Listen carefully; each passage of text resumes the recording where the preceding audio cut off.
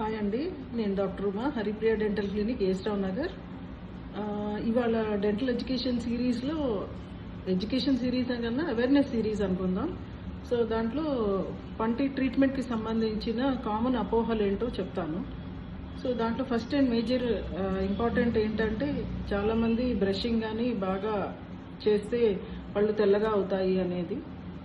So దాని తర్వాత వచ్చేసి క్లీనింగ్ అండి, పళ్ళు క్లీనింగ్ చేయించుకోండి అని చెప్పినప్పుడు క్లీనింగ్ చేస్తే పళ్ళు దూరం అయిపోతాయి, లూజ్ అయిపోతాయి అనే అపోహ చాలా మందిలో ఉంది.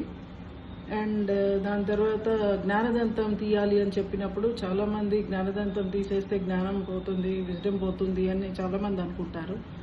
అండ్ దెన్ పిల్లల్లో ట్రీట్మెంట్ చెప్పినప్పుడు ఇవి పాల పళ్ళే కదా, మళ్ళీ పర్మనెంట్ పళ్ళు వచ్చినప్పుడు అప్పుడు ప్రాబ్లం చూద్దాము అని చాలామంది అనుకుంటారు.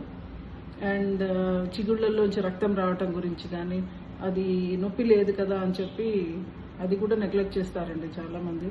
అండ్ పన్ను తీసుకుంటే కంటికి చూపుకి ప్రాబ్లం వస్తుంది అని చెప్పి కూడా చాలామంది అపోహపడుతుంటారు. సో వీటన్నిటిని అడ్రస్ చేస్తూ అండ్ ఫ్యూచర్లో నేను కమింగ్ వీడియోస్లో డీటెయిల్స్ అన్నీ ఇస్తాను. So please do follow. Thank you.